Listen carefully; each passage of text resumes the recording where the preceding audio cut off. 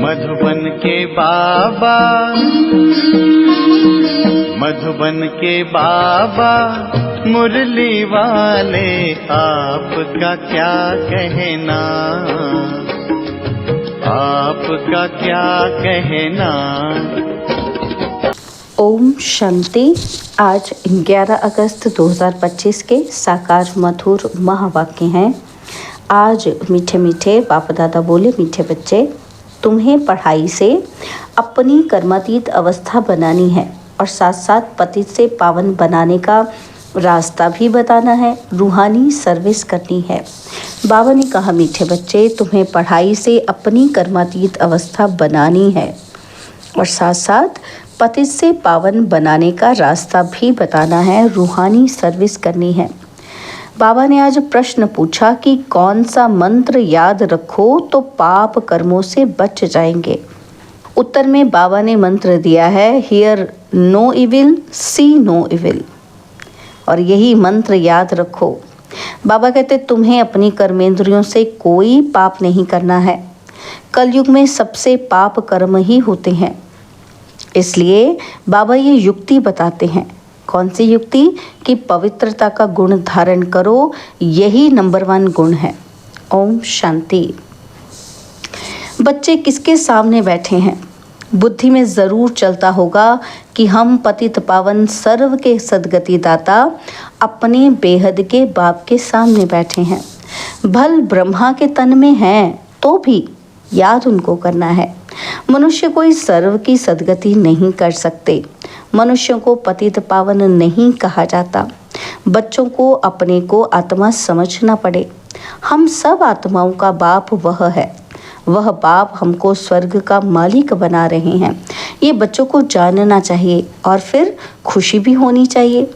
यह भी बच्चे जानते हैं कि हम नरकवासी से स्वर्गवासी बन रहे हैं। बहुत सहज रास्ता मिल रहा है। सिर्फ याद करना है और अपने में दैवी गुण धारण करने हैं। अपनी जांच रखनी है। नारद का मिसाल भी है ना, तो ये सब दृष्टांत ज्ञान के सागर बाप ने ही दिए हैं। जो भी सन्यासी आदि दृष्टांत देते हैं वे सब बाप के दिए हुए हैं। भक्ति मार्ग में सिर्फ गाते रहते हैं।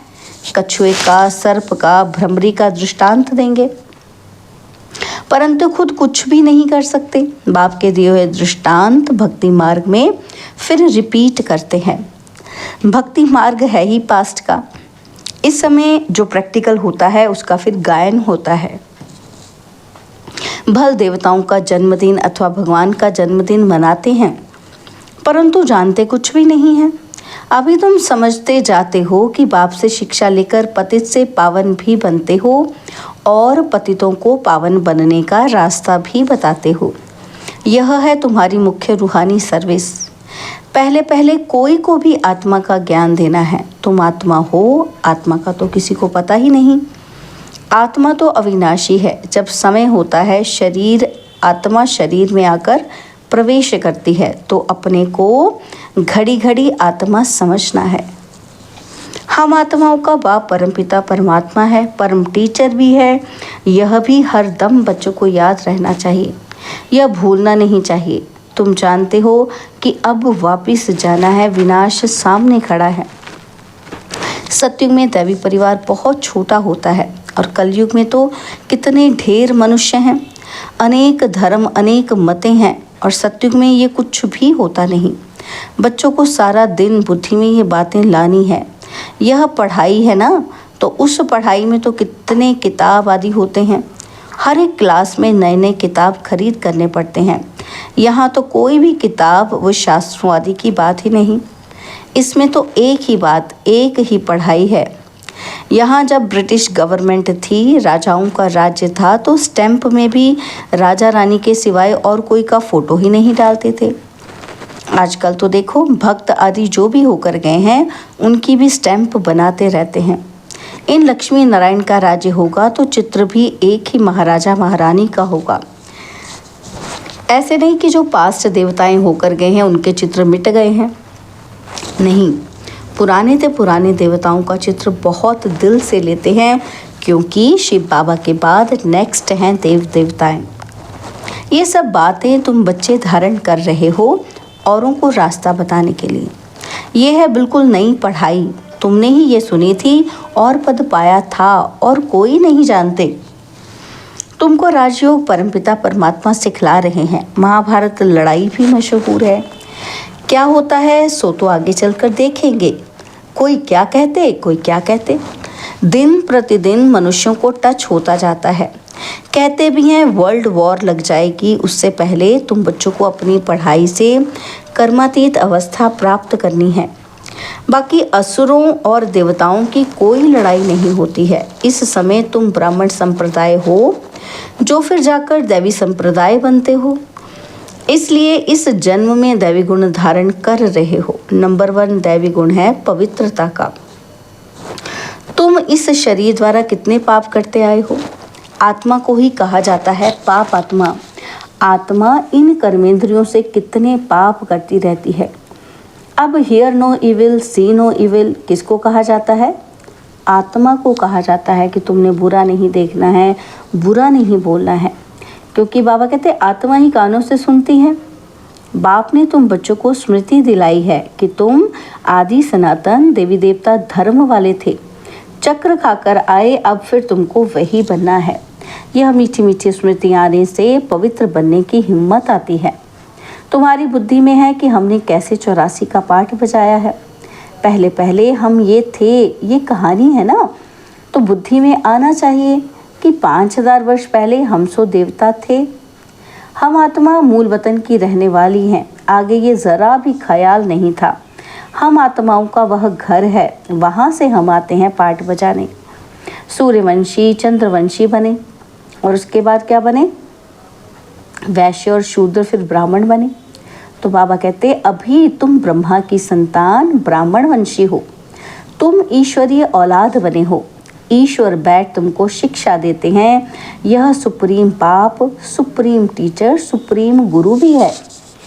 हम उनकी मत से सब मनुष्यों को श्रेष्ठ बनाते हैं।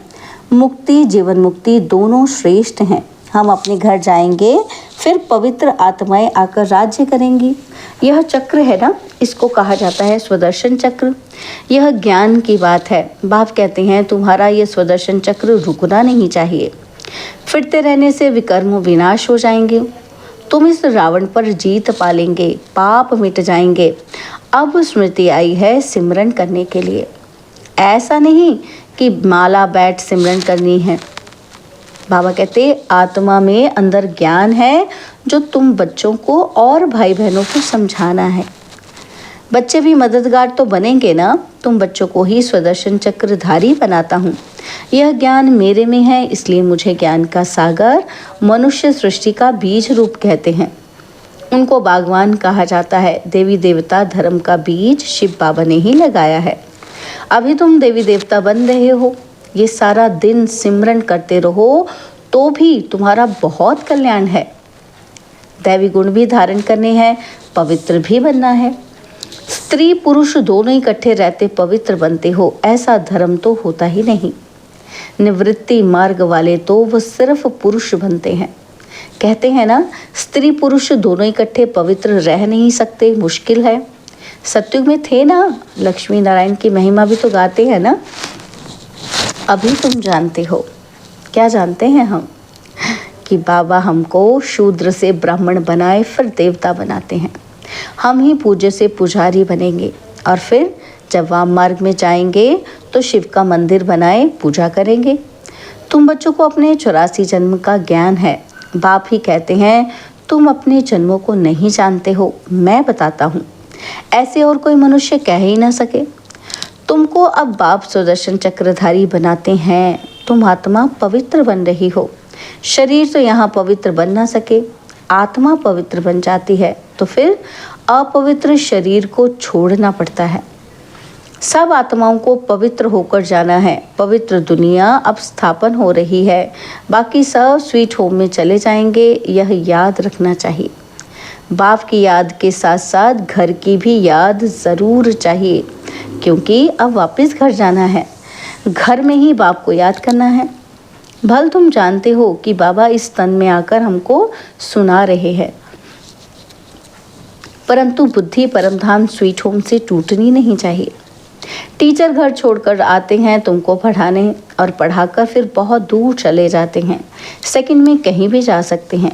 आत्मा कितनी छोटी बिंदी है, वंडर खाना चाहिए। तो बाप ने आत्मा का भी ज्ञान दिया है, तो यह भी तुम जानते हो कि स्वर्ग में कोई गंदी चीज़ होती ही नहीं जिसमें हाथ पांव व कपड़े आदि मैले हों। देवताओं की कैसी सुंदर पहरवाइश है, कितने फर्स्ट क्लास कपड़े होंगे, धोने की भी दरकार नहीं। इनको देखकर कितनी खुशी होनी चाहिए। आत्मा जानती है कि भविष्य 21 जन्म हम ये बनेंगे, बस देखते रहना चाहिए। यह चित्र सबके पास होना चाहिए। इसमें बड़ी खुशी चाहिए कि हमको बाबा ये बनाते हैं। ऐसे बाबा के हम बच्चे फिर रोते क्यों हैं? हमको कोई फिक्र थोड़ी होना चाहिए। देवताओं के मंदिर में जाकर महिमा गाते हैं। क्या गाते हैं? सर्वगुण संपन्न, सर्वगुण संपन्न, निर्विकारी, निरहंकारी, अच्युतम केशवम। तो कितने कितने नाम बोलते जाते हैं। तो ये सब शास्त्रों में लिखा हुआ है, जो याद करते हैं। शास्त्रों में किसने लिखा? व्यास ने, या कोई नए नए भी बनाते रहते हैं। ग्रंथ आगे बहुत छोटा था, हाथ से लिखा हुआ, अभी तो कितना बड़ा बना दिया है, ज़रूर एडिशन किया होगा। अब गुरु नानक तो आते ही हैं धर्म की स्थापना करने। ज्ञान देने वाला तो एक ही है, क्राइस्ट भी आते हैं सिर्फ धर्म की स्थापना करने के लिए। जब सब आ जाते हैं तो फिर वापस जाएंगे। घर भेजने वाला कौन? क्या क्राइस्ट? नहीं, वह तो भिन्न नाम रूप से तमो प्रधान अवस्था में हैं। सतरजो तमो में आते हैं ना, तो इस समय सब तमो प्रधान हैं। सबकी जड़ जड़ी भूत अवस्था है ना, तो पुनर्जन्म लेते लेते इस समय सब धर्म वाले आकर तमो प्रधान बने हैं। अब सबको वापस जाना है ज़रूर, फिर से चक्र फिरना चाहिए। पहले नया धर्म चाहिए जो सतयुग में था। बाप ही आकर आदि सनातन देवी देवता धर्म की स्थापना करते हैं। फिर विनाश भी होना है। स्थापना, विनाश, फिर पालना। सतयुग में एक ही धर्म होगा, यह स्मृति आती है ना, तो सारा चक्र स्मृति में लाना है। अभी हम 84 का चक्र पूरा कर वापस घर जाएंगे। तुम बोलते चलते स्वदर्शन चक्रधारी हो। बाबा कहते, फिर वो कहते हैं कि कृष्ण को स्वदर्शन चक्र था, उसने सबको मारा। अकासुर, बकासुर आदि के चित्र दिखाए हैं, परंतु ऐसी कोई बात ही नहीं। तुम बच्चों को अभी स्वदर्शन चक्रधारी बनकर रहना है, क्योंकि स्वदर्शन चक्र से तुम्हारे पाप कटते हैं, आसुरीपना खत्म होता है। क्यों? क्योंकि तुम स्वयं का दर्शन करते हो ना, तो स्वयं के अंदर जो आसुरी गुण है उसको खत्म करते हो। तो बाबा कहते हैं तुम्हारा आसुरीपना खत्म होता है। देवताओं और असुरों की लड़ाई तो हो ना सके। असुर हैं कलयुग में और देवताएं हैं सतयुग में, और बीच में है संगम युग। शास्त्र तो है ही भक्ति मार्ग के, ज्ञान का नाम निशान नहीं है।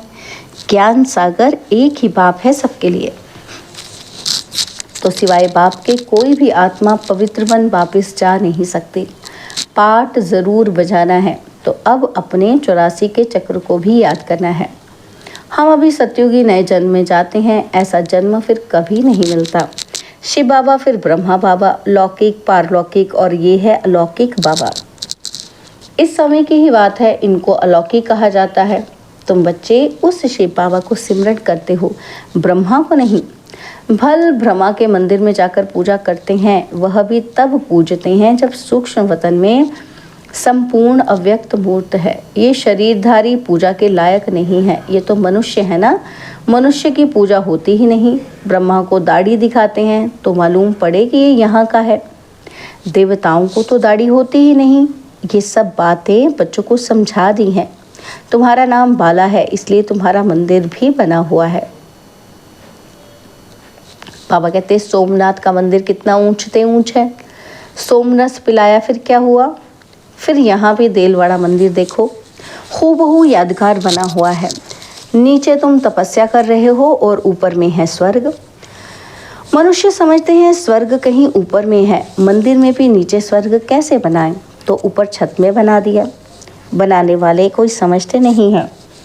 बड़े बड़े करोड़पति हैं, उन्हों को ये समझाना है।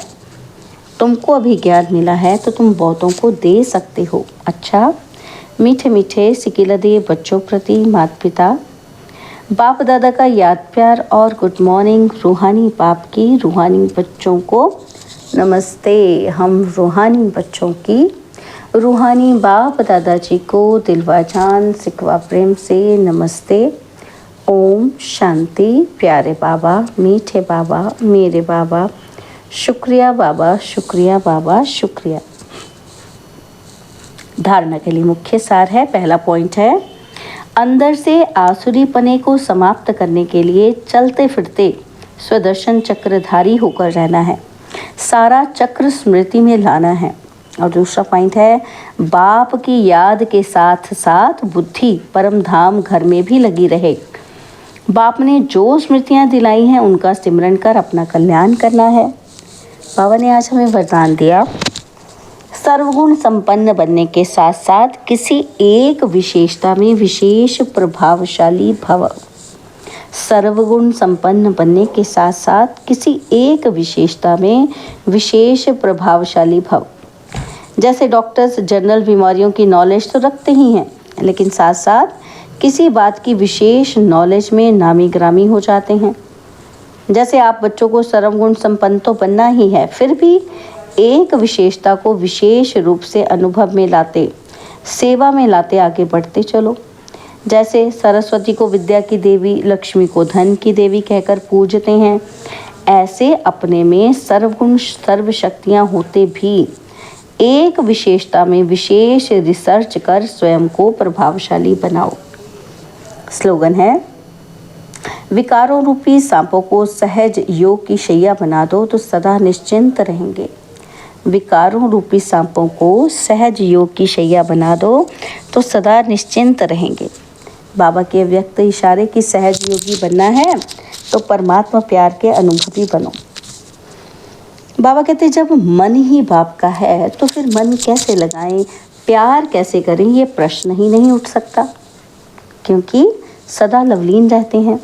तो प्यार स्वरूप मास्टर प्यार के सागर बन गए तो प्यार करना नहीं पड़ता, प्यार का स्वरूप हो गए। तो जितना जितना ज्ञान सूर्य की किरणें व प्रकाश बढ़ता है उतना ही ज़्यादा प्यार की लहरें उछलती हैं। अच्छा, ओम शांति।